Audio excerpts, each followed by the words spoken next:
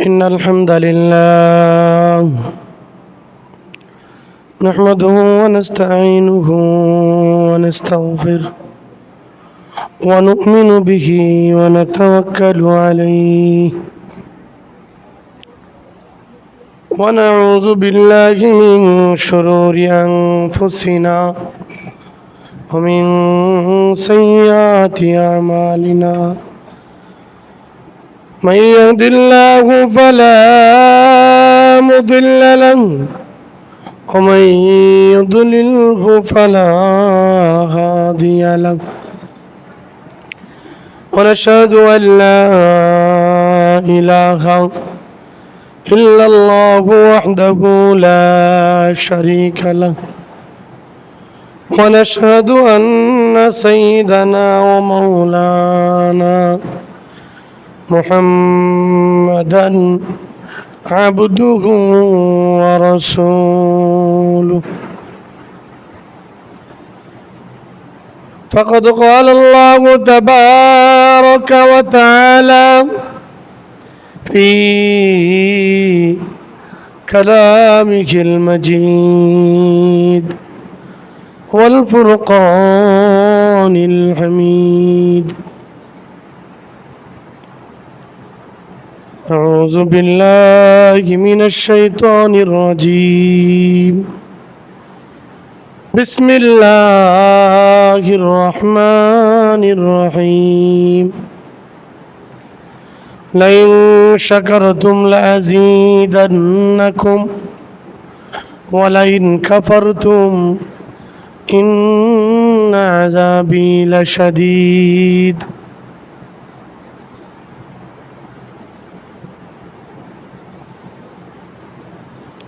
وقال رسول الله صلى الله عليه وسلم الدنيا ما خلقتم وأنتم خلقتم لهن أو كما قال النبي عليه الصلاة والسلام آمنت بالله صدق الله العلي العظيم মুআজ্জাজ মুকাররম হাজী ইব্রাহিম জামে মসজিদে আগত জুমায় আগত সম্মানিত মুসল্লিয়ানে کرام আল্লাহ পাকের আলিশান দরবারে অন্তরের অন্তঃস্থল থেকে শুকরিয়া জ্ঞাপন করি, বলি আলহামদুলিল্লাহ।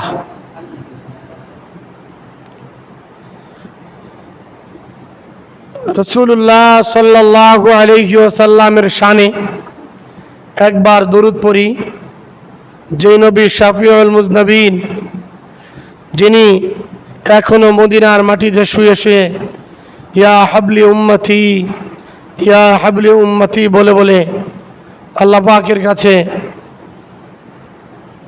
মিনতি করছেন উম্মতের কান্ডারি হিসেবে, সেই নবীর উম্মত হতে পেরে শুকরিয়া আদায় স্বরূপ বলি সাল্লাল্লাহু আলাইহি ওয়াসাল্লাম।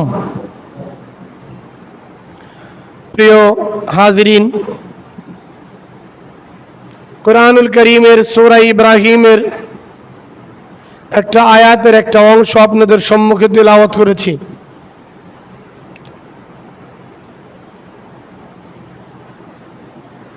এবং রাসূলুল্লাহ সাল্লাল্লাহু আলাইহি ওয়াসাল্লামের অসংখ্য হাদিস থেকে ছোট্ট একখানা হাদিস তেলাওয়াত করেছি।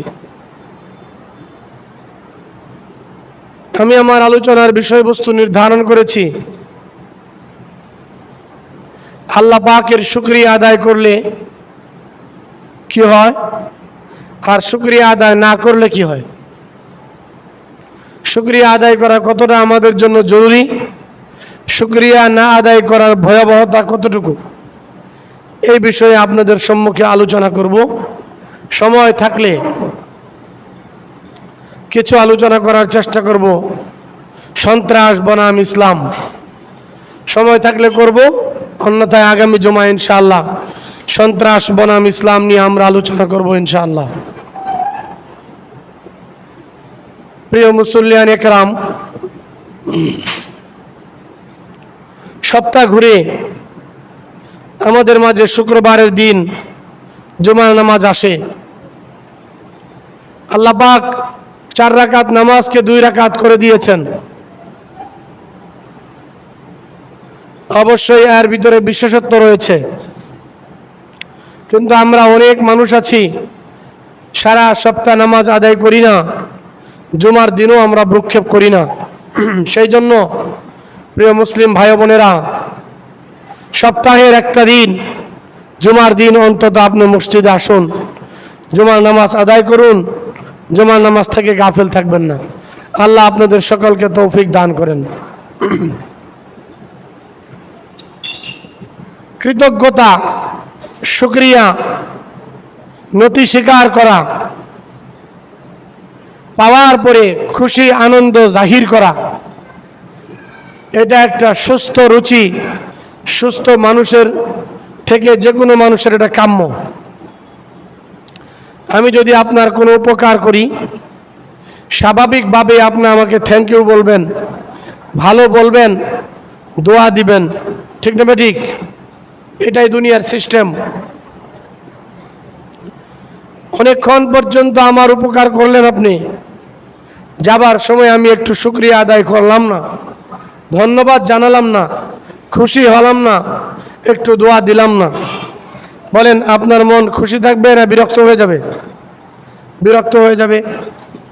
যতক্ষণ পর্যন্ত এই লোকটার উপকার করলাম, গাড়িটা উঠাইতে পারতেছিল না, অনেক কষ্ট পরিশ্রম করে এই ঢালু জায়গাটা তাকে উঠিয়ে দিলাম, সে ওঠার পরে একবার আমার দিকে তাকাইলও না। মানুষ এখন নাফরমান হয়ে গিয়েছে, শুকরিয়া নাই। এই কথাগুলো আমরা বলি না? বলি। সন্তান যখন মা বাবার সাথে নাফরমানি করে, গ্রামবাসী, এলাকাবাসী তখন বলে কত বড় নাফরমান সন্তান, যেই মা 10 মাস 10 দিন পেটে ধারণ করে, পেটটাকে চৌচির করে, কয়েক বালতি রক্ত অতিবাহিত করে দুনিয়ার মুখ দেখালো, যেই বাবা হোটেলে ভালো খাবার খায় নাই, বাজারে ভালো কোনো খাবার দিলে খাইতো না, হালখাতা জিলাপি দিলে, বিরিয়ানি দিলে, ভালো কোনো খাবার দিলে, কোনো মজা দিলে এটা বাবা খাইতো না, দৌড়ায় সন্তানের জন্য নিয়ে আসতো। আজ বৃদ্ধ বয়সে কত বড় নাফরমান সন্তান, মা এবং বাবাকে দেখে না। বলি না বলেন তো? এই কথাগুলো আমরা বলি না? একজন ব্যক্তি ভাড়ার জন্য দেশে যেতে পারতেছে না, ভাড়াটা দিয়া সুন্দর করে একটা এসি সিট কাটা আপনি পৌঁছায় দিলেন, বা কারো সন্তান হারিয়ে গিয়েছে, আপনি তার বাড়ি পর্যন্ত পৌঁছায় দিয়ে আসলেন, সে আপনাকে একটু ধন্যবাদ জানালো না, শুকরিয়া আদায় করলো না, খুশি হলো না, নত হলো না, ভালো মন্দ কিছুই বললো না। বলেন এবার আপনার মনের অবস্থা কি হবে? বলবে না মন থেকে যে একটা নাফরমান বান্দা? বলবে কি না? চলতে পারতি না, হাঁটতে পারতি না, ছেলেটা হারিয়ে ফেলেছিলি, এত বড় একটা উপকার করে দিলাম, দুনিয়ার মুখ দেখাইলাম, কিন্তু আমার শুকরিয়া আদায় করলি না। আল্লাহ পাক বলেন, বান্দা এটা তো একটা ক্ষণস্থায়ী বিষয়, তুমি যে তোমার মায়ের শুকরিয়া আদায় করবে এটা একটা স্বাভাবিক বিষয়, কারণ তোমার মায়ের পেটটা একটা ভাড়াটিয়া ঘর। আমি আল্লাহ পাকের এই পেট, আমি আল্লাহ পাকের দেওয়ায় দেহ, আমি আল্লাহ পাকের দেওয়ায় শরীর, আমি আল্লাহ পাকের দেওয়ায় ধমনী, সব কিছু তো একমাত্র আমি আল্লাহ পাকের, ঠিক না ঠিক? তোমার মায়ের পেটে ভাড়াটিয়া হিসেবে তুমি কয়েকদিন পেটে ছিলা,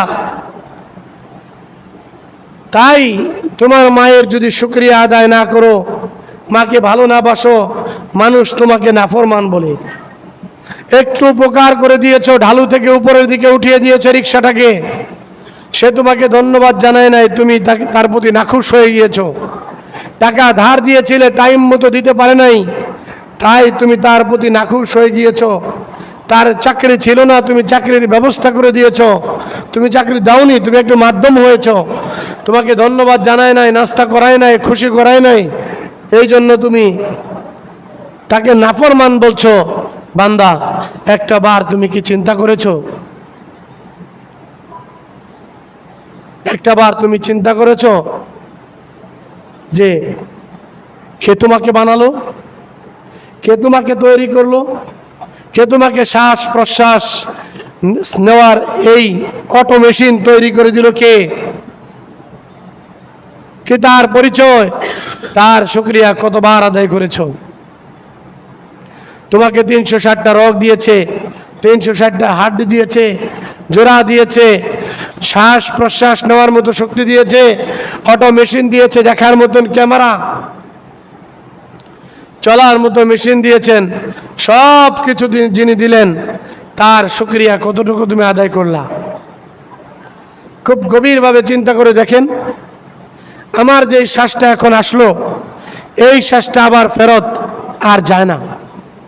নতুন শ্বাস আবার আল্লাহ পাক আমার পেটের ভিতরে ঢুকান।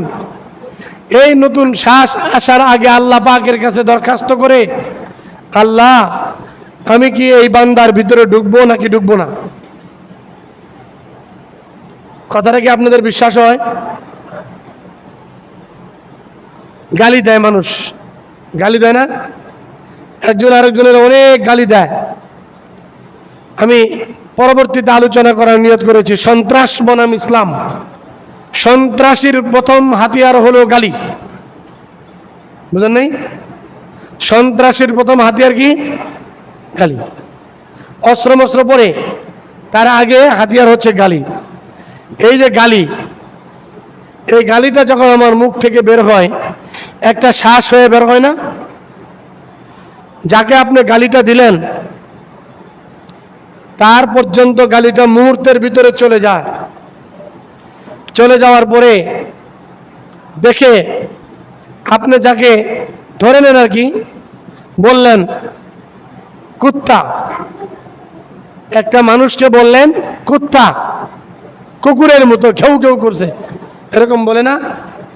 এরকম একটা কিছু বললেন, এই গালিটা সোজা যাকে বললেন তার কাছে চলে যায়। মনে করেন আব্দুল্লাহ নামক লোককে বললেন যে অমুক লোকটা একটা কুকুর, এই শব্দটা, এই শ্বাস প্রশ্বাসটা তার কাছে চলে যায়। গালিটা চলে যাওয়ার পরে দেখে লোকটা উপযুক্ত কিনা, দেখে না লোকটা উপযুক্ত না, অথবা উপযুক্ত হইলে তার মাথায় পড়ে যায়, উপযুক্ত না হইলে গালিটা সোজা পশ্চিম দিকে চলে যায় খুঁজতে, তার উপযুক্ত ব্যক্তি পায় না। পূর্ব দিকে যায়, পায় না। উত্তর দিকে যায়, পায় না। দক্ষিণ দিকে যায়, গালিটা কাউকে উপযুক্ত লোক খুঁজে পায় না। এক পর্যায়ে তাম পৃথিবী ভ্রমণ করার পরে শূন্য আকাশে চলে যায়, সে আকাশেও কাউকে গালির উপযুক্ত লোক এই গালি পায় না। যাকে আমরা কুকুর বললাম, উপযুক্ত লোক খুঁজে পায় না। এক পর্যায়ে গালি প্রথম আকাশ ভেদ করে দ্বিতীয় আকাশে চলে যায়, শূন্য আকাশটা খুঁজে, তৃতীয় আকাশ, চৌথ আকাশ, পঞ্চম আকাশ। এইখানে যেমন পঞ্চম আকাশে বসবাস করেন হযরত হারুন আলাইহিস সালাতু ওয়াস সালাম, মুসা আলাইহিস সালাতু ওয়াস সালাম, ইদ্রিস আলাইহিস সালাতু ওয়াস সালাম, ঈসা আলাইহিস সালাতু ওয়াস সালাম। ষষ্ঠ আকাশে ইব্রাহিম খলিল আলাইহিস সালাতু ওয়াস সালাম। গালি বুঝি তাদের মাথায় গিয়ে পড়বে? গালি তাদের মাথা দিয়ে পড়বে? তারা কোনোদিন গালি দিয়েছেন? পয়গম্বররা কাউকে গালি দিতেন না, তাদের চরিত্র এমন ছিল না। ষষ্ঠ আকাশ পর্যন্ত গালিটা খুঁজে, তার উপযুক্ত ব্যক্তি খুঁজে পায় না। আরশে মুআল্লা, সিদরাতুল মুনতাহা, এক পর্যায়ে আল্লাহ পাকের আরশে আজিমের খুঁটির নিচে গিয়ে গালিটা টক টক টক টক শব্দ করতে থাকে। আমার কথাগুলো আপনাদের বুঝে আসতেছে? গালিটা উপযুক্ত ব্যক্তি দুনিয়ায় খুঁজে না পেয়ে সপ্ত আকাশ ভেদ করে, বাইতুল মামুর ভেদ করে, সিদরাতুল মুনতাহা ভেদ করে আরশে মুআল্লা, আরশে আজিমের উপরে উঠে একদম আরশে আজিমের খুঁটির ভিতরে লাড়াচাড়া করতে থাকে। এমন সময় উপর থেকে রব্বুল আলামিন ডাক দিয়ে বলেন, কিরে গালি, কি ব্যাপার? এত বড় বিশাল দুনিয়া দিলাম, দুনিয়ার পূর্ব থেকে পশ্চিম পর্যন্ত, উত্তর থেকে দক্ষিণ মেরু পর্যন্ত দিলাম, পাহাড় পর্বত দিলাম, নদী নালা দিলাম, নদীর ভিতরে বিভিন্ন প্রজাতির মাছ দিলাম, তুমি এই আকাশে উঠে আসছো কেন? গালি কথা বলে না। আল্লাহ পাক ডাক দিয়ে বলে, গালি রে, শূন্য আকাশটা দিলাম, এরপরে একটা বিশাল প্রাচীর দিলাম, এই বিশাল প্রাচীর ভেদ করে তুমি দ্বিতীয় আকাশ, তৃতীয় আকাশ, চৌদ্দ আকাশ, পঞ্চম আকাশ, সপ্তম আকাশ ভেদ করে, বাইতুল মামুর ভেদ করে, সিদরাতুল মুনতাহা ভেদ করে আমার আরশে আজিমের খুঁটির নিচে চলে আসলে কেন? এমন সময় গালি কান্না শুরু করে দেয়, আল্লাহ, তোমার এক মুমিন বান্দার মুখ থেকে আমি বের হয়েছিলাম, আমার তো একটা বাসস্থানের প্রয়োজন, আমার একটা থাকার জায়গার প্রয়োজন। আল্লাহ, যাকে উদ্দেশ্য করে গালি দিয়েছে দূর দিয়ে আমি ওই লোকের কাছে চলে গিয়েছি। দৌড় দিয়ে লোকটার কাছে যাওয়ার পরে দেখতে পেলাম লোকটা উপযুক্ত না। বারবার তার মাথার উপরে পড়ার চেষ্টা করলাম, কোনো অ্যাঙ্গেল থেকে এই লোকটা উপযুক্ত না। এক পর্যায়ে আমি পূর্ব থেকে পশ্চিম পর্যন্ত, উত্তর থেকে দক্ষিণ পর্যন্ত গোটা দুনিয়া সফর করলাম। আমি গালি কোনো জায়গা পাইলাম না, কোনো উপযুক্ত ব্যক্তি খুঁজে পেলাম না। আল্লাহ, প্রথম আকাশ, দ্বিতীয় আকাশ, তৃতীয় আকাশ, চৌদ্দ আকাশ, পঞ্চম আকাশ, ষষ্ঠ আকাশ, সপ্তম আকাশ ভেদ করে আমি মানুষটা খুঁজলাম, পাইলাম না। উপযুক্ত ব্যক্তি খুঁজে পেলাম না। সিদরাতুল মুনতাহা খুঁজলাম, পাইলাম না। বাইতুল মামুরে কোটি কোটি ফেরেশতার কাঁধ কাঁধে গেলাম, একটা ফেরেশতাকে উপযুক্ত গালির উপযুক্ত আমি পাইলাম না।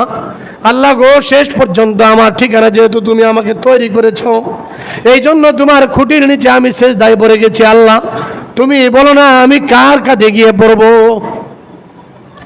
আল্লাহ পাক ডাক দিয়ে বলেন, এ গালি, যেহেতু উপযুক্ত লোকটা খুঁজে পাও নাই, না না, আমার আরশে আজিমের নিচে তোমার জায়গা না, জান্নাত জাহান্নাম তোমার জায়গা না, সপ্ত আকাশ সপ্ত জমিন তোমার জায়গা না। যাও যাও গালি, যার উদ্দেশ্যে বের হয়েছিল সে যেহেতু উপযুক্ত না, যার মুখ থেকে বের হয়েছিল দ্রুত তার কাঁধে গিয়ে পড়ে যাও। একটা গালি, একটা শব্দ আমার মুখ থেকে বের হওয়ার পরে উপযুক্ত ব্যক্তি খুঁজে না পাইলে আমার কাঁধে গিয়েই পড়বে। সন্ত্রাস, সন্ত্রাস, জঙ্গিবাদ, জঙ্গিবাদ এবং মৌলবাদ বলে বলে 17 বছর যারা চিৎকার চেঁচামেচি করেছিল, আল্লাহ পাক বলেন, ওয়া মাকারু ওয়া মাকারুল্লাহ ওয়াল্লাহু খায়রুল মাকিরিন। তোমাকে ক্ষমতা দিলাম, অত্যাচার করতে পারবা, নিপীড়ন করতে পারবা, জুলুম করতে পারবা। মনে রাখবা, তোমার চক্রান্তের শেষ যেখান থেকে, আমি আল্লাহ পাকের কৌশল করার শুরু সেখান থেকে। জঙ্গি জঙ্গি বলে 17 বছর তুমি যাদেরকে তাড়িয়েছিলা, মনে রাখবা, জঙ্গিবাদরা যেভাবে পালিয়ে যায়, আমি আল্লাহ পাক তোমাকে পালানোর জন্য ওই রকম রাস্তা তৈরি করে দিয়েছি। আল্লাহ উপযুক্ত লোক খুঁজে পায় নাই, এই জন্য যার মুখ থেকে বের হইতো নাটকের সাজা তার কাঁধে গিয়েই পড়ছে। যাক, এই বিষয়টা নিয়ে পরে আরো আলোচনা করব।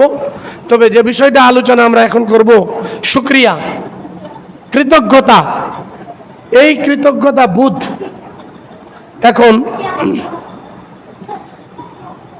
আমি আমার ভাষায় বলবো যে কৃতজ্ঞতা বোধ দুনিয়া থেকে প্রায় 80% উঠে গেছে গা। ঠিক বললাম না? ঠিক বললাম ভাই? কৃতজ্ঞতা বোধ প্রায় 80% বিদায় নিয়েছে। যুবক ছেলেরা বলে, কার কথা বলতেছে? এখলাসের কথা। এখলাস তো অনেক আগেই মৃত্যুবরণ করেছে। সততার কথা বলছো, সে তো অনেক আগে দাফন হয়ে গিয়েছে। সত্যতার কথা বলতেছো, সে তো মরে পচা কাঠ হয়ে গিয়েছে। দুনিয়ার অবস্থা তাই হয়েছে না? চায়ের দোকানে মনে হয় যেন এটা জায়েজ, কারো বিরুদ্ধে গীবত করা, পরনিন্দা করা, চুগলখড়ি করা, নির্বাচনী টকশোতে এগুলো মনে হয় জায়েজ, এরকমই বলতেছে না? সাংবাদিকদের কাছে, হলুদ সাংবাদিকদের কাছে কারোর নামে মিথ্যা প্রচারণা করা, এটা একটা জায়েজ বিষয় হয়ে দাঁড়িয়েছে। একবারও সে ভাবে না যে আমার সততার পরিচয় দিতে হবে, আমার বাবার একটা পরিচয় আছে, আমার একটা ব্যাকগ্রাউন্ড আছে, আমার একটা বংশধর আছে, বংশধরের পরিচয় আছে, আমি যা করে রেখে যাচ্ছি, এই যে আমার কথাগুলো ভিডিও হচ্ছে, এগুলো বছরকে বছর থেকে যাবে, আমার বংশধর দেখবে, আমাকে ঘৃণা করবে। সততার পরিবর্তে হিংসার রাস্তা আমি বের করে নিয়েছিলাম, এগুলো আমার পরবর্তী নেক্সট জেনারেশন দেখবে, এই ভয় তাদের অন্তরে নাই। সততা আমাদের থেকে 60-70% বিদায় নিয়েছে। প্রিয় ভাইরা, সততা ছাড়া, সৎ ছাড়া, সত্য ছাড়া যেই লোকটা পৃথিবীতে বসবাস করে সেই লোকটা তো মানুষই না, সেই লোকটা মানুষই না। আল্লাহ কোরআন শরীফের ভিতরে বলছেন, ওয়ালাকাদ যারানা লিজাহান্নামা কাসীরাম মিনাল জিন্নি ওয়াল ইনস লাহুম কুলুবুন লা ইয়াফকাহুনা বিহা ওয়া লাহুম আযানুন লা ইয়াসমাউনা বিহা উলাইকা কাল আনআমি বাল হুম আদাল উলাইকা হুমুল গাফিলুন। অধিকাংশ মানুষ এবং জিন দিয়ে আমি জাহান্নামকে ভরবো। কোন শ্রেণীর মানুষ তারা এবং কোন শ্রেণীর জিন? লাহুম কুলুবুন লা ইয়াফকাহুনা বিহা, তাদের হৃদয় ছিল কিন্তু হৃদয় দিয়ে হৃদয়ঙ্গম করতো না, সঠিকটা বোঝার চেষ্টা করতো না, সঠিকটা তারা বুঝতো না, ভালো মন্দ তারা পরখ করতো না, সত্য যেটা সেটা লুকাইতো, মিথ্যা যেটা এটা পরিষ্কারভাবে মানুষের সামনে উপস্থাপন করত। ইতিপূর্বে স্বৈরাচারী সময়ে এমন কিছু ঘটনা ঘটেছিল যা শয়তানও বিশ্বাস করত না। রেজাউল করিম আবরার সারা বাংলাদেশে সমস্ত বেদাত অপসংস্কারের বিরুদ্ধে যে পরিমাণ ইলমি আলোচনা করেছেন, আমাদের গাজীপুরে অন্তত 100 বার তার লেকচার, তার বক্তব্য পরিষ্কারভাবে মিডিয়ার সামনে, প্রশাসনের সামনে তার বক্তব্য প্রচারিত হয়েছে। কিন্তু আজ এই ব্যক্তিটাকে জঙ্গি বলে তকমা দেওয়া হয়েছে। তাকে জিজ্ঞাসা করা হলো, পুলিশের ডিআইজি এম এ আব্দুল মান্নানকে জিজ্ঞাসা করা হলো, কেন আপনি তার বিরুদ্ধে মামলা দিলেন? একজন প্রতিযতশা আলেমে দ্বীন, যিনি শাইখুল হাদিস, যিনি একজন মুফতি, যিনি একজন বড় আলেমে দ্বীন, তার বিরুদ্ধে কেন দিলেন? কয় কোনো একটা ক্লু আমরা পেয়েছি, সেই ক্লুর মাধ্যমে তাকে আমরা ফাঁসি দিয়েছি।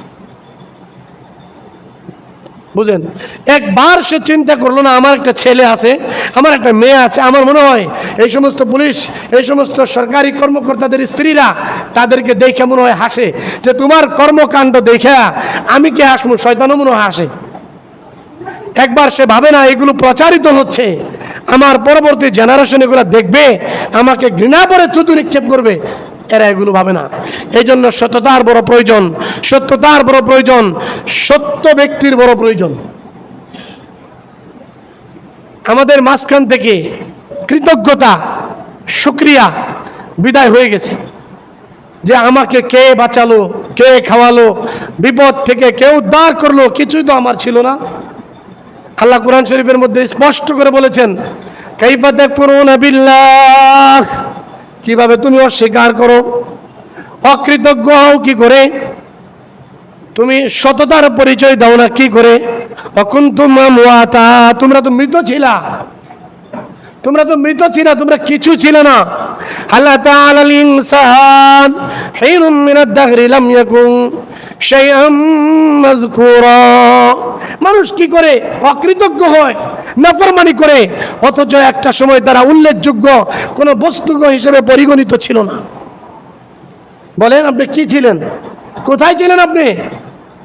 সুম্মা খলাকনান নুতফাতা আলাকাতান ফাখলাকনাল আলাকাতা মুদগা ফাখলাকনাল মুদগাতা ইযামান ফাকাসাওনাল ইযামা লাহমা সুম্মা আনশানাহু খালকান আখার ফাতাবারাকাল্লাহু আহসানুল খালিকিন। আল্লাহ স্পষ্ট বলে দিয়েছেন, তুমি কেউ ছিলে না, তুমি কোথাও ছিলে না। আমি আল্লাহ পাক সমুদ্র থেকে, ফল থেকে, বৃক্ষ থেকে, বিভিন্ন বস্তুর আর্য থেকে তোমার বাবার পেটে আমি প্রবেশ করিয়েছি এবং এটা একটা নাপাক বীর্য হিসেবে বের করে তোমার মায়ের পেটে ঢুকিয়েছি।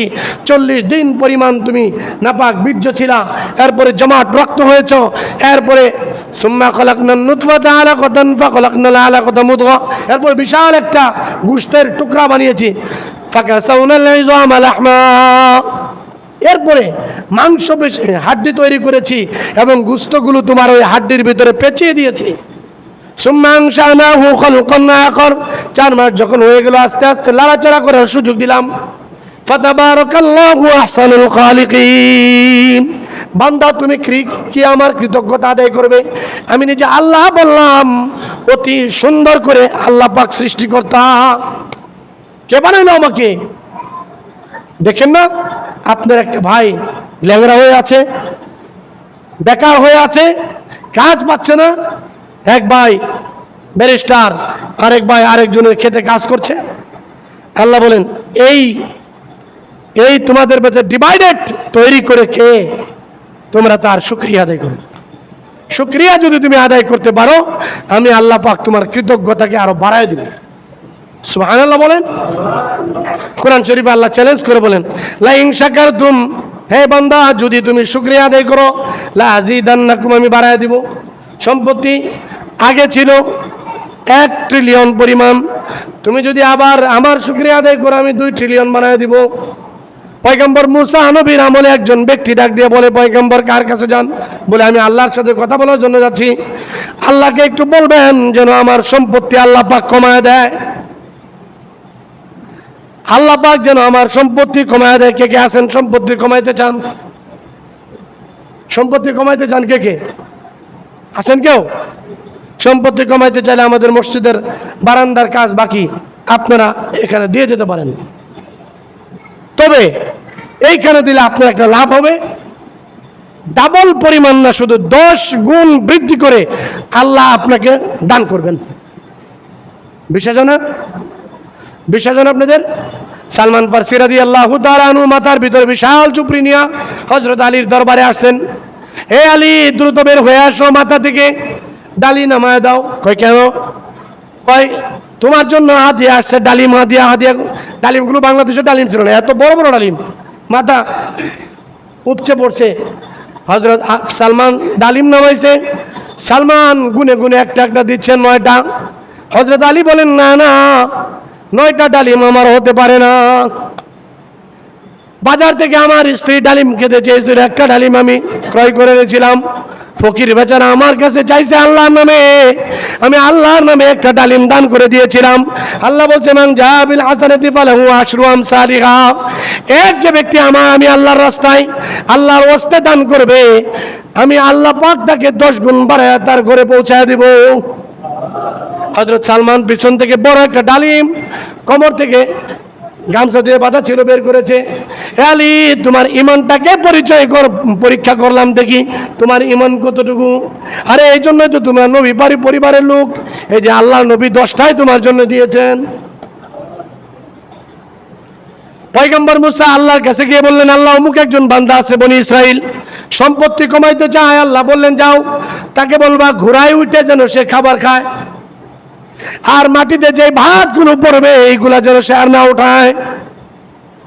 এই লোকটা বলে, মুসা নবী বলে আর চলে গেলেন। পরের সপ্তাহে আবার যখন তুর পর্বতে যাচ্ছেন, ডাক দিয়ে বলে, পয়গম্বর কি ব্যাপার, আমার সম্পত্তি তো কমে না, আরো বাড়ে আর বাড়ে, আমি তো হিসাব রাখতে পারি না, আমার জন্য কষ্টকর হয়ে গিয়েছে। বলে, ওই যে আল্লাহ যে তোমাকে বলছিল উটের উপরে উঠা বৈশা ভাত ফালাইবা, আর এই ভাত খাইবা না, তুমি কি এটা করেছো?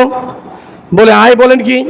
উটের উপর থেকে খাওয়া অবস্থায় ভাত পড়তে দেরি, লাভ দিয়ে ওই ভাতটা 7 বার দুই আমি খাইতে দেরি করি নাই। বলে, এইভাবে করলে তো আল্লাহ সম্পত্তি বৃদ্ধি করে দেবেন। আল্লাহ আমাকে খাবার দিয়েছেন, এই খাবার আমি নষ্ট করে কি করি? একটা চমৎকার ঘটনা আপনারা অনেকেই জানেন, তুলে ধরি, শুকরিয়া আদায়ের বুঝতে পারবেন। প্রতিটা সেক্টরে, প্রতিটা জায়গায় শুকরিয়া আদায়ের কতটুকু আমরা অভাবে আছি। মসজিদ, মাদ্রাসা, দিনই কোনো কাজে কালেকশনের কথা বললে, এতক্ষণ যে বক্তার আলোচনা শুনেছিল, এখন তারা ওইটা প্রস্রাবের নস্তা দিয়ে চলে যাচ্ছে। যেই বক্তা অনেক সুন্দর আলোচনা করছে, জান্নাত টাকার কথা বলছে, বাস বক্তা এবার খারাপ হয়ে গিয়েছে। আরে ইসলামে একটা অংশ টাকা উত্তোলন করা, আপনার দেওয়া যে টাকা আল্লাহ পাক দিয়েছেন, এটা ইসলামের পথে আপনি নিজের থেকে ব্যয় করা উচিত ছিল। আল্লাহর ভয় কম, আল্লাহর ডর কম, এই ডরটা আমরা আপনাদের ভিতরে ঢুকাই দিয়া আপনার দায়িত্ব আমরা কাঁধে জিম্মাদারি নিয়ে আদায় করে দেওয়ার চেষ্টা করছি, এর বই কিছুই না। 1 কোটি টাকাও যদি হাজী ইব্রাহিম মসজিদে দেন, ইমাম সাহেব বুঝি 1 টাকা পাইব? মুতাওয়াল্লি পাবো? সভাপতি পাবে? কেউ পাবে না। কই থাকবে? চৌরাস্তা মসজিদে কোটি কোটি টাকা উঠতেছে, কেন হয়? খাইতে পারতেছে কেউ না। মসজিদের ফান্ডেই থাকবে, মসজিদ ফান্ড ইউজ করবে, উন্নত থেকে উন্নত করবে, প্রয়োজনে স্মরণের প্রলেপ দিয়া মসজিদ তৈরি করবে।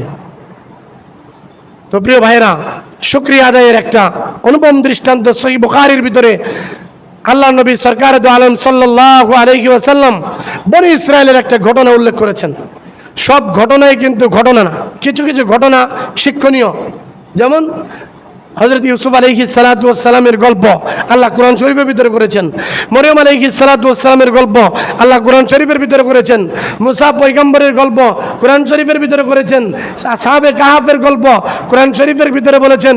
মশার গল্প কোরআন শরীফের ভিতরে করেছেন। মাকড়সার গল্প কোরআন শরীফের ভিতরে করেছেন।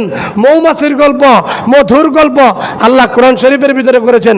বনি ইসরাইলের গরুর গল্প আল্লাহ কোরআন শরীফের ভিতরে করেছেন। শুধু তাই নয়, এদের নামে কোরআন শরীফের সূরার নামকরণ করা হয়েছে। তাহলে অনেক গল্প আছে যেগুলো শিক্ষণীয়।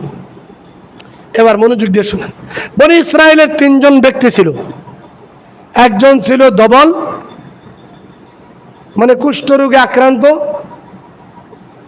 আরেকজন ছিল টাকওয়ালা, আরেকজন ছিল অন্ধ।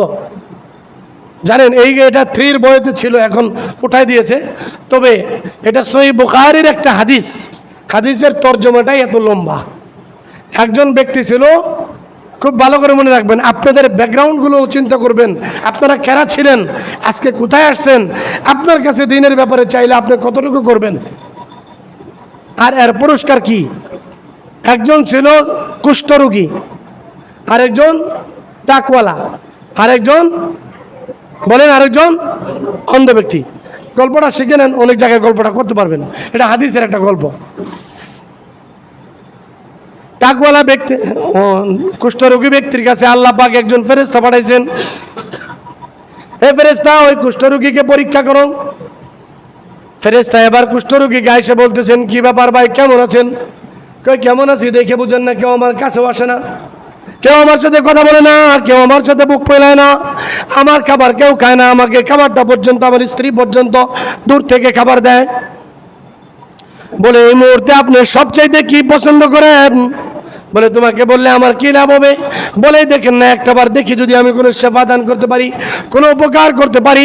বলে এই মুহূর্তে সবচাইতে পৃথিবীর মানচিত্রে আমার কাছে প্রিয় কোনো ব্যক্তি যদি আমার বা কেউ যদি আমার এই রূপটাকে ভালো করে দিত, আমি যদি মানুষের মধ্যে সচরাচর বসবাস করতে পারতাম, সবার সাথে বুক মিলাইতে পারতাম, সবার সাথে সব জায়গায় সব স্তরে চলতে পারতাম, এর চাইতে বড় প্রিয় আর কোনো জিনিস নাই।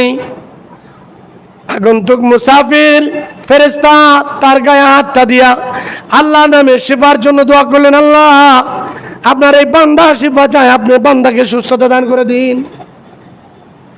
মুহূর্তের ভিতরে আল্লাহ পাকের দূতের মাধ্যমে আল্লাহ পাক মুহূর্তের ভিতরে কুষ্ঠ রোগীকে পরিপূর্ণ সুস্থতা দান করলেন। সুবহানাল্লাহ বলেন। মুহূর্তের ভিতরে কুষ্ঠ রোগীকে আল্লাহ পাক সুস্থতা দান করে দিলেন। এরপরে কুষ্ঠ রোগীকে ডাক দিয়ে বলে, এবার তো আপনি সুস্থ হয়ে গিয়েছেন, লোকটা এবার কি করবে? কুল কিনারা পাচ্ছে না, কিং কর্তব্য বিমূঢ় হয়ে গেছে।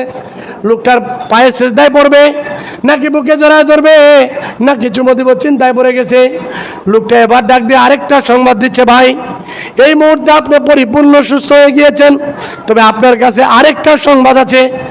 এই মুহূর্তে সবচাইতে আপনার দ্বিতীয়তম বস্তু হিসেবে কোন জিনিসটা প্রিয়? লোকটা এবার ডাক দিয়ে বলে, একটা দুগ্ধ দোহনকারী উট আমার কাছে সবচেয়ে বেশি প্রিয়। মুহূর্তের ভিতরে আল্লাহ পাকের এই দুধ, বিশাল একটা উট, সুন্দর একটা লাল উট এবং প্রেগনেন্ট উট, গাভী, মানে পেটের ভিতরে বাচ্চা আছে, দুধ দহন করবে, বাচ্চা প্রসব করবে, এরকম একটা উট তাকে দান করলেন। লোকটা মহা খুশি। এরপরে লোকটা এখান থেকে উধাও হয়ে গেলেন, চলে গেলেন। একটার পর একটা আস্তে আস্তে পাল হয়ে গেল, উটের পাল, বিশাল খামার হয়ে গেল। লোকটা অনেক খুশি, হাই হাই চেহারাও সুন্দর হয়ে গিয়েছে, প্রচুর সম্পত্তির মালিকও আল্লাহ পাক বানিয়ে দিয়েছে। এবার চলে গেছে টাকওয়ালার কাছে, ও ভাই টাকওয়ালা, তোমার কাছে এই মুহূর্তে সবচেয়ে প্রিয় জিনিস কোনটা? লোকটা ডাক দিয়ে বলে, ভাইরা দেখেন না, টাকের জন্য আমাকে কেউ পছন্দ করে না, স্ত্রী পর্যন্ত আমাকে ঘৃণা করে। এই সময় যদি আমার মাথাটা কেউ ভালো করে দিত, চুল গজাইতো, সবচাইতে আমার কাছে বেশি ভালো লাগতো। ফেরেশতা, আগন্তুক ফেরেশতা মাথার ভিতরে হাত দিয়া দোয়া করছে, আল্লাহ আপনার এই বনি ইসরায়েলের বান্দাকে মাথার ভিতরে চুল গজায় দেন। মুহূর্তের ভিতরে পুরাটা এত সুন্দর চুল হয়ে গিয়েছে, লোকটা দেখে বিমোহিত হয়ে গিয়েছে, শুকরিয়া আদায় করা শুরু করেছে। ডাক দিয়ে বলে, ভাই এবার তো আপনার মাথা পরিপূর্ণ সুস্থ হয়ে গেল। চলার জন্য কোন বস্তুটা আপনার কাছে বেশি প্রিয়? লোকটা ডাক দিয়ে বলে, একটা বাছুরওয়ালা দুধ দোহন করা যায় এরকম একটা গাভীর আমার প্রয়োজন। এইটা যদি হইতো আমি দুধ দোহন করে খাইতাম, খুব ভালো লাগতো। মুহূর্তের ভিতরে আল্লাহ পাকের পক্ষ থেকে একটা গাভী দান করলেন। ঘটনাটা আপনাদের কাছে অন্যরকম মনে হচ্ছে? এটা হাদিসের অংশ, বিশ্বাস করতে হবে। হ্যাঁ, কোরআন শরীফের ভিতরে সূরা বাকারা প্রথম সূরা বলছেন, মানে গাভীর সূরা। গাভী নিয়ে সর্বপ্রথম আল্লাহ কোরআন শরীফ শুরু করছেন। গাভী নিয়ে ইসলামে বিশাল রহস্য আছে। ইনশাআল্লাহ পয়গম্বর মুসা নবীর আলোচনা আসলে এই বিষয় নিয়ে আলোচনা করব।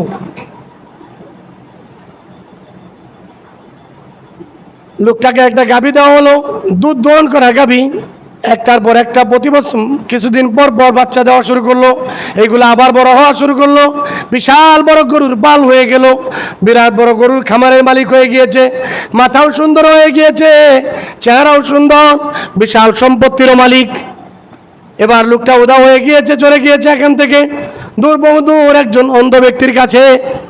অন্ধ ব্যক্তিকে ডাক দিয়ে বলে, বাইরে তোমার কাছে সবচাইতে প্রিয় জিনিসটা কি? অন্ধ দুই চোখটা বন্ধ করে জর জর করে পানি ছেড়ে দিয়ে ডাক দিয়ে বলে, ভাইরে আমার কাছে আবার কোন জিনিস সুন্দর হবে? নিজের জন্মদাতা সন্তানটা কেমন, চেহারাটা পর্যন্ত দেখতে পারলাম না। আল্লাহ পাকের বিশাল দুনিয়া, আসমান জমিনের কালারটা কেমন দেখতে পারলাম না। নিজের শরীরের চামড়াটা কেমন দেখতে পারলাম না। ভালো মন্দ কিছুই দেখতে পারলাম না। এই মুহূর্তে যদি আমার চোখটা ভালো হয়ে যেত, এর চাইতে বড় উপকার আমার আর হতে পারে না।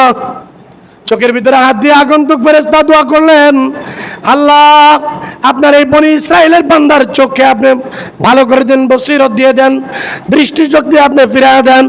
মুহূর্তের ভিতরে লোকটা চোখ মিসমার করে বারবার খুলে আর বাইর করে, হ্যাঁ, শুকরিয়া আদায় করা শুরু করেছে। এত সুন্দর করে, এত পাওয়ারফুল চোখ আমাকে আল্লাহ পাক দান করেছেন, শুকরিয়া আদায় শুরু করেছেন। বলে, ভাই তুমি তো চোখ পেয়ে গেলে, এবার চলার জন্য সুন্দর একটা বস্তু আমার কাছে চাও, সেটাও আমি দিব। যদি আমরা পাইতাম, কি চাইতাম? কি চাইতাম বলেন? আর বেটা ডক্টর ইউনিসরা ফালাই দিয়ে আমারে দিয়ে দে, সব বেদাল বদল শেষ, ঠিক না? গোপালগঞ্জে আর মারামারি কোনো কিছুর প্রয়োজন নাই, আমারও দিয়ে দে, সব দিয়ে গোপালি বানাই দি। এটা বলতাম না? অন্ধ ব্যক্তি ডাক দিয়ে বলেন, আমার একটা পছন্দের জিনিস হচ্ছে দুগ্ধ দহনকারী ছাগল, আমাকে একটা ছাগল দান করেন। মুহূর্তের ভিতরে আগন্তুক মুসাফির একটা ছাগল তাকে দান করেছেন।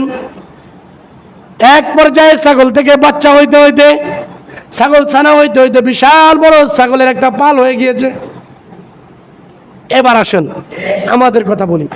আমি যখন প্রথম চাকরি করা শুরু করি, 7,000 টাকার চাকরি শুরু আমার। এই শহীদ ভাইয়ের গার্মেন্টসের ভিতরে 7,000 টাকার চাকরি।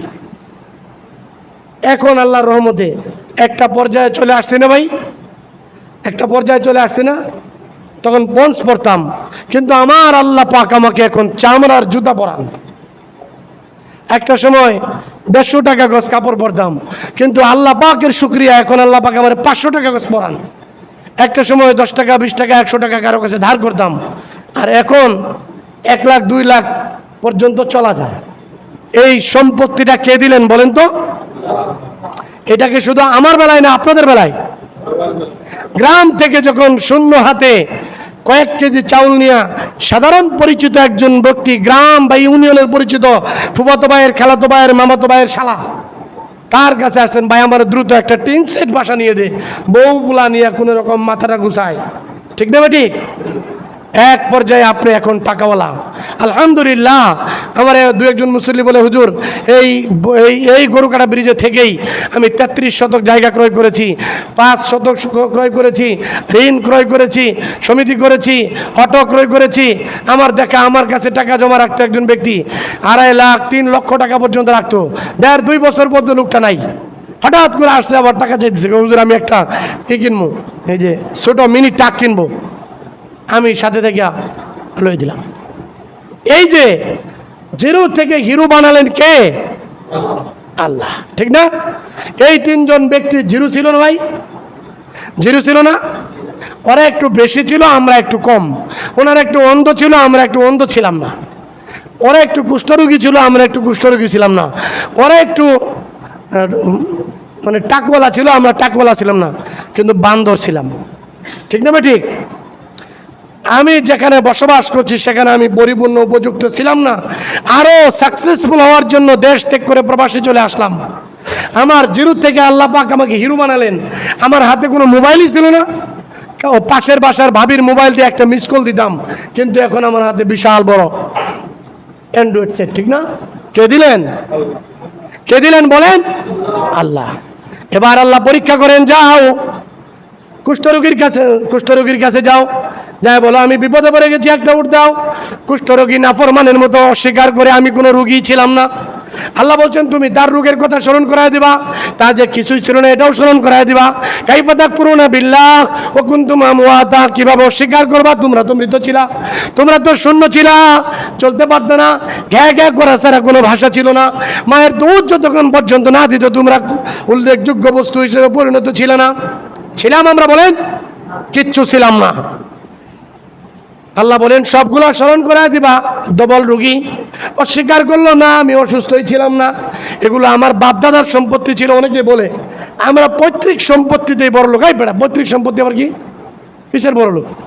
দুনিয়া আবার বড় লোক কিসের? আল্লাহ বলেন ইন্নাল্লাহা ফাকিরুন ওয়া নাহনু আগনিয়া, যে আল্লাহ বলেন তোমরা সবাই ফকির, আমি আল্লাহ পাক ধনী। তাহলে আবার ধনী হলাম কি করে?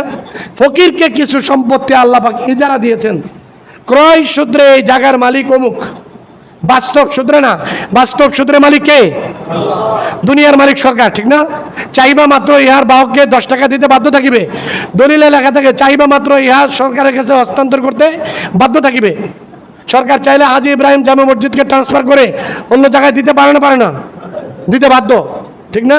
আপনার জমি আপনি দিতে বাধ্য। আল্লাহ বলেন তোমাকে ইজারা দিলাম।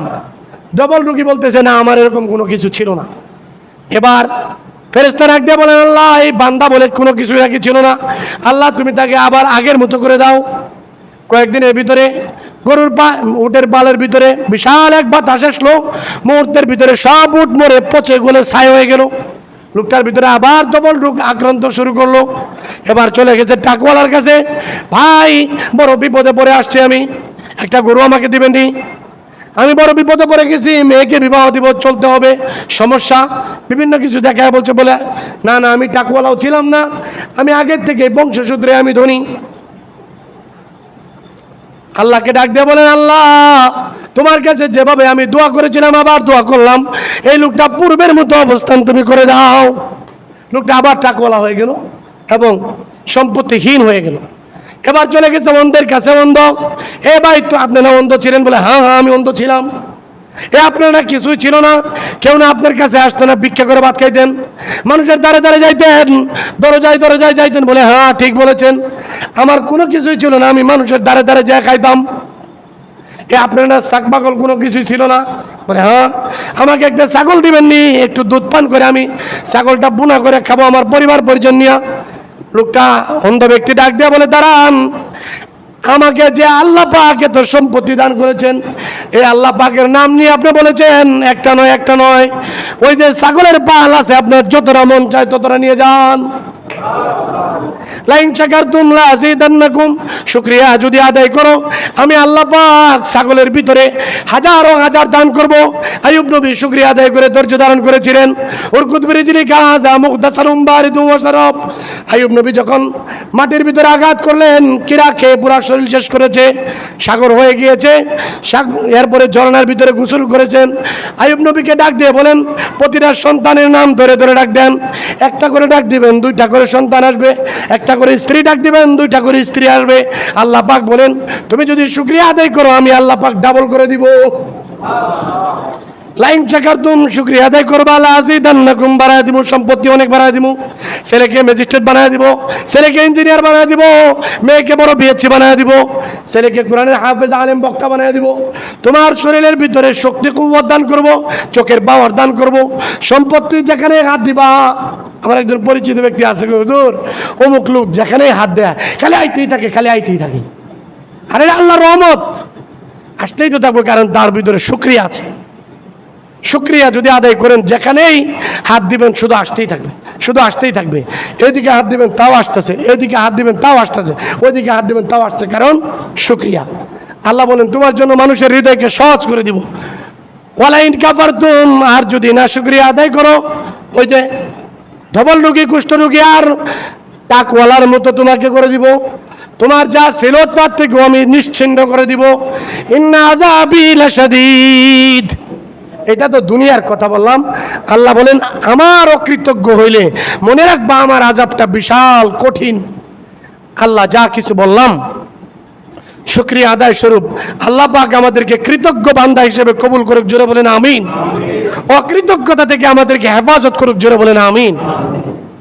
আমরা শুকরিয়া আদায় করব, বলেন আলহামদুলিল্লাহ, আলহামদুলিল্লাহ, আলহামদুলিল্লাহি রাব্বিল আলামিন। যে কোনো কাজে উঠতে বসতে চলতে ফিরতে শুকরিয়া আদায় করতে পারবো ইনশাআল্লাহ। নিজের অস্তিত্বকে বলে যাবো না তো ইনশাআল্লাহ। কিছুই ছিলাম না, কিছুই ছিলাম না, কিন্তু এখন আল্লাহ অনেক দান করছেন, ঠিক না? এইটা যদি আপনি অনুধাবন করতে পারেন তাহলে দেখবেন। এক সময় মানুষের দোকানে কাজ করতেন, এক সময় মানুষের কর্মচারী ছিলেন, এক সময় ট্রাক্টর চালাইতেন, এক সময় রিক্সা চালাইতেন।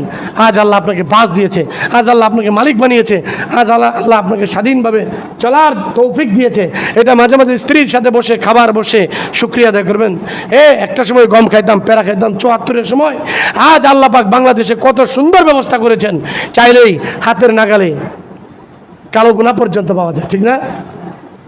আল্লাহ আমাদের শুকরিয়া আদায় স্বরূপ কৃতজ্ঞ বান্দা হিসেবে কবুল করুক, বলেন আমিন। ৫ ওয়াক্ত নামাজ পড়বেন ভাই, কৃতজ্ঞ বান্দা হিসেবে পড়বেন, পড়বেন সবাই, যেখানে ইচ্ছা পড়েন।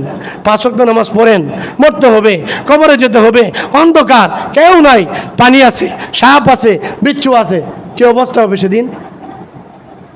আমরা যদি এত চিন্তা করি, আপনাদের অবস্থা কি? খাদিজাতুল কুবরা ভয়ের চোটে নবীজিকে বলেন, একটা জিনিস আমি জীবনে আপনার কাছে চাইমু, আমার কোটি কোটি সম্পত্তি, মিলিয়ন বিলিয়ন ট্রিলিয়ন আপনার পায়ের নিচে দিয়েছি, আমি ইসলামের জন্য বিসর্জন দিয়েছি, একটা জিনিস। বলে কি? আমি যখন মৃত্যুবরণ করব সবাই চলে আসবে, আপনি আসতে পারবেন না। মুনকার নাকিরের সওয়ালের জবাব দিয়ে আসবেন। চিন্তা করতে পারেন আমার আপনার অবস্থা কি হবে? আল্লাহ আমাদেরকে কৃতজ্ঞ এবং নামাজি আল্লাহ পাকের শুকর গুজার বান্দা হিসেবে কবুল করুক, যারা বলেন আমিন। যারা সুন্নাত বলেন 4 রাকাত